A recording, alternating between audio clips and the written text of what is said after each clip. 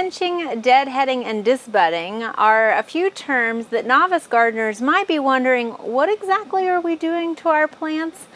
But really, these are practices that you can do to help control the growth of plants. So first of all, we're going to talk about pinching. Pinching is the removal of something that might be a little bit leggy coming out of a plant, and what it is you can either pinch it with your fingers, but it's really a better practice to use small little snips such as this, and to go in there and trim right above the node of the next lower set of leaves, or however far back down you would like to trim it. So this is a way to control the growth habit. You can see here on this other coleus, again, we have a couple of stems that are sticking up a little bit higher. So we'll just come back into this lower set of leaves and trim that out. So pinching is a great way of controlling the height of a plant. And now, why would you want to do this? Perhaps you have a plant that you're growing in a greenhouse and it's just getting a little bit too large. It's not quite time to plant it outside.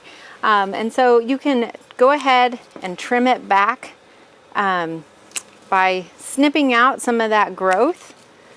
And you can do this as far back as you want. And this is going to regulate and also create more of a bushy plant for you. So you can see we've trimmed it back by about a third. It's still got a nice shape to it. And each time you trim it back, you can see this is where we trimmed it. Now these two stems will continue to grow, and that's why it becomes bushier, because where you had one stem that you trimmed out, now you're going to have two stems growing from that point. You might have a house plant that has been inside all winter long and it's been stretching towards the light, towards the window or something, and it's gotten a little leggy that way also. So this would be an ideal application for pinching. So we're just going to go in, and you want to be as close as possible to that node right above that joint where the leaf stem connects to the main stem.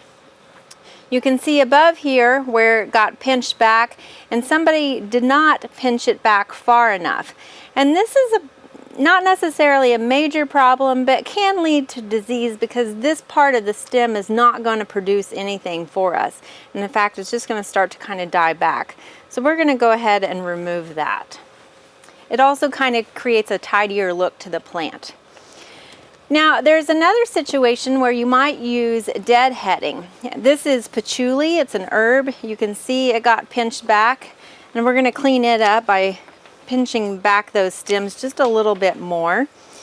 But herbs, a lot of times we don't want them to flower because we're after the foliage. That's where the fragrance is in many herbs. And some herbs, once they start to bloom, then they'll die. So you might want to deadhead some of your herbs to prevent them from flowering.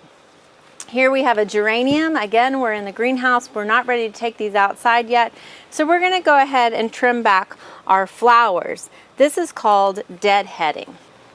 So obviously we want to remove the flowers here because this will promote more growth, both of the vegetation and also the roots, before we get it out in the garden. But why would you want to deadhead plants that are already out in the garden? Again, there might be a couple of reasons. One, you have herbs and you're not ready for that plant to die, or you're after the vegetation more. But there also are aggressive seeds that you might want to prevent from spreading in your garden. So that would be another case in which you deadhead your plants. Now, similar to deadheading, there is also disbudding. So here we have a geranium that we're going to go ahead and remove these flowers because a plant only has so much carbohydrates and sugars, and right now it's sending energy into making these flowers, and we're not ready for it to flower just yet because nobody can really enjoy these flowers before they go out in the garden. So we're going to focus that energy back into this plant by removing those flower buds. When we know we're going to be putting them out in the garden, we'll go ahead and continue to let them flower at that point. Now, finally, there's a couple of instances when you might do a combination. So this is a penta, and they're quite prolific bloomers, but sometimes you want to go ahead and remove those spent flowers. These aren't quite blooming just yet, but you can see it's getting a little bit leggy. So we're going to go ahead and pinch it back, but at the same time, we're disbudding it as well.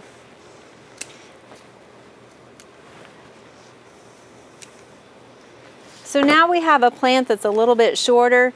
It will again flush back out and be ready to go in the garden pretty soon. Deadheading, disbudding, and pinching don't have to be painful chores, but in fact are great ways to control the growth of your plants in the garden. We hope you enjoyed this video. It's part of our Oklahoma Gardening YouTube channel. You can also find even more videos on our OK Gardening Classics YouTube channel. And join us on social media for great gardening tips, photos, and discussion.